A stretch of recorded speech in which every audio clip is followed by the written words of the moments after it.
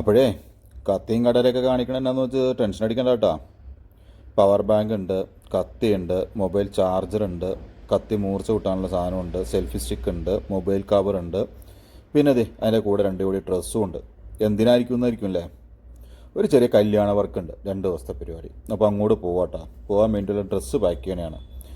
എല്ലാം എടുത്തു വച്ചെങ്കിലും അവസാന വട്ടം ഒന്നും കൊണ്ടൊന്ന് ബാഗ് ഒന്ന് പരിശോധിക്കണമല്ലോ, നമ്മൾ എടുത്തു വെച്ച സാധനങ്ങളെല്ലാം എടുത്തു വച്ചിട്ടുണ്ടോയെന്നാ. അപ്പോൾ അങ്ങനെ നോക്കുമ്പോഴേ നമ്മുടെ സെൽഫി സ്റ്റിക്ക് അവിടെ കിടക്കണം. വലിയ പ്രതീക്ഷയോടുകൂടിയിട്ട് ഇതൊക്കെ കൊണ്ടുപോയതാണ്, പക്ഷെ പിന്നീട് എന്നാ പറ്റിയെന്ന് കണ്ടറിയാം. അപ്പോൾ അതെ നമ്മൾ നമ്മുടെ സ്വീകരണ സ്ഥലമായ ഓഡിറ്റോറിയത്തിലേക്ക് എത്തിയിട്ടുണ്ട്. ഓഡിറ്റോറിയത്തിൻ്റെ വരാന്തയിൽ കൂടെ ഇങ്ങനെ കാഴ്ച കണ്ട് നടക്കും കേട്ടോ. അവിടെ ചെന്നപ്പോൾ നമ്മൾ മാത്രമേ ഉണ്ടായിരുന്നുള്ളൂ, വേറെ ആരും വന്നിട്ടുണ്ടായിരുന്നില്ല 12 മണിക്കാരല്ലാതെ. എന്നാൽ പിന്നെ കുറച്ച് വീഡിയോ എടുക്കാൻ ഗ്യാപ്പ് കിട്ടുമെന്ന് അറിയാൻ വേണ്ടി നോക്കിയതാണ്. ഇതാ ആ കാണുന്നതാട്ടോ നമ്മൾ 2 ദിവസം അംഗം കുറിക്കാൻ പോണ നമ്മുടെ അങ്കത്തട്ട്. അപ്പോൾ അങ്ങനെ ഇരുന്നു, അതിലേക്കൊന്ന് ചുറ്റിക്കറങ്ങി നടന്നു. അപ്പോഴേക്കും പലർക്ക് സാധനങ്ങളൊക്കെ വന്നതെല്ലാം എടുത്ത് ഓരോ സൈഡിൽ കൂടെ നിരത്തി വച്ചിട്ടുണ്ട്. അത്യാവശ്യം വേണ്ട സാധനങ്ങളെല്ലാം എത്തിയിട്ടുള്ളൂ, ബാക്കിയുള്ളതൊക്കെ പിന്നെ പയ്യാട്ട തന്നെ.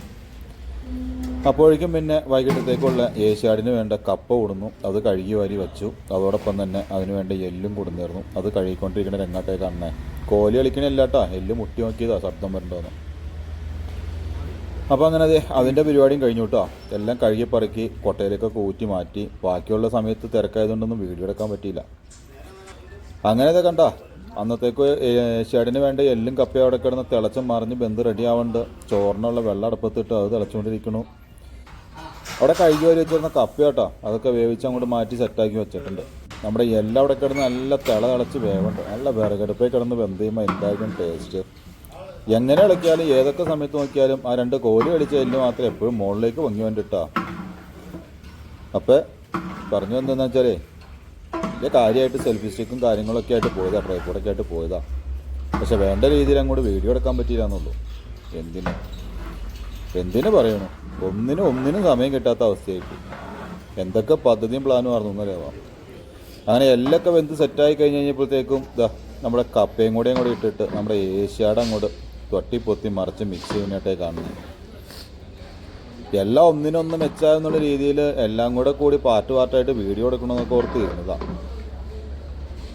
ഒന്നിനും സമയം കിട്ടിയില്ല. ഞായറാഴ്ച പകലത്തെ പരിപാടി പോലും നേരച്ചൊക്കെ എടുക്കാൻ പോലും സമയം കിട്ടിയില്ല. 80 കിലോ കപ്പയും 50 കിലോ എല്ലും ആട്ടാ കിടന്ന് മറച്ചു മറക്കണേ. രാത്രിയായി കഴിഞ്ഞപ്പോഴത്തേക്കും പിന്നെ നമ്മുടെ കൂടെ പണിയാനുള്ള നമ്മുടെ പിള്ളേർ സെറ്റ് വന്നു കേട്ടോ. അമാർ 3 പേരും അവിടെ ഇരുന്ന് റൂമിലിരുന്ന് സവാളയൊക്കെ നന്നായിക്കൊണ്ടിരിക്കുക. നമ്മൾ പുറത്തോടെ ഇങ്ങനെ ഓരോ കാര്യങ്ങൾ നോക്കി നടന്നു. ഇടയ്ക്ക് പോയി അമാരെ പോയി എന്തെങ്കിലും പറഞ്ഞ് കളിയാക്കുകയും ചെയ്യണം കേട്ടോ. ഇല്ലെങ്കിൽ ഒരു നേരം പോക്കുണ്ടാവില്ലെന്നേ, ബോറടിച്ചിരിക്കൂലേ, അതുകൊണ്ടാട്ടോ. അപ്പോൾ പിള്ളേരുടെ പണി ഓരോന്ന് നടത്തിക്കൊണ്ടിരുന്നു. ആ സമയത്ത് രാത്രി ഞാൻ എന്നാ ചെയ്തെന്ന് വെച്ച് കഴിഞ്ഞാൽ പിറ്റേന്നത്തേക്ക് ചിക്കൻ ഉണ്ടായിരുന്നു. ചിക്കൻ മസാലയൊക്കെ പറ്റി വറക്കാൻ തുടങ്ങി. ആ പുറയിൽ നിരന്നെടുക്കണം എന്നാന്ന് പറയാം, ഉള്ളിത്തൊണ്ടൊന്നും അല്ല കേട്ടോ. 165 കിലോ ബീഫാണ് നിരന്നിടുന്നത്. അതായത് ഞായറാഴ്ച പകലത്തേക്കുള്ള ബീഫ് നിരത്തിയിട്ടാണ് കേട്ടോ.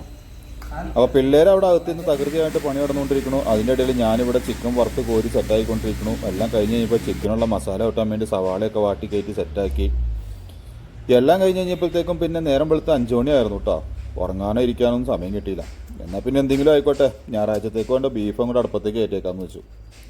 ഞങ്ങൾ 4 പേരോട് ഒരുപാട് പണിപ്പെട്ടോ. ആ വലിയ വാർപ്പ് അങ്ങനെ അത്രയും പൊക്കി തന്നെ മുകളിൽ കയറ്റി വെച്ചത്. മഞ്ഞായ വെയിറ്റ് ആയിരുന്നു, ഒരു രക്ഷയുണ്ടാകുന്നില്ല.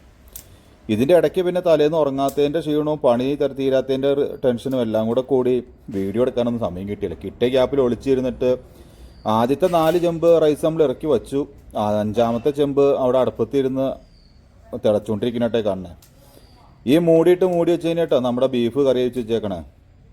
ഇതിൻ്റെയൊക്കെ വീഡിയോ ഡീറ്റെയിൽ ആയിട്ട് എടുക്കണമെന്നുണ്ടായിരുന്നു, പക്ഷെ ഒന്നും സമയം കിട്ടില്ല. ഇതെല്ലാം കഴിഞ്ഞ് പാത്രങ്ങളൊക്കെ കഴുകി പറക്കി പിള്ളേരെ ഓരോ സൈഡ് തീർത്ത് ക്ലീനാക്കി വന്നിട്ടേ കാണുന്നത്. എന്നാൽ പിന്നെ കുറച്ച് നേരം അവിടെ ഇരിക്കട്ടെ എന്ന് ഞാനവിടെ നിന്ന് വീഡിയോ എടുത്താട്ടോ. എല്ലാ പാത്രങ്ങളും കഴുകി പറക്കി ഓരോ സെക്ഷൻ തീർത്ത് ഓരോ ഏരിയ കൂടെ കഴുകി പറക്കി അടക്കി മാറ്റി വെച്ചിരിക്കണേട്ടത്. അപ്പോൾ അത്രയും ഉണ്ടായിരുന്നുള്ളൂ ഇന്നത്തെ വീഡിയോ. Thank you.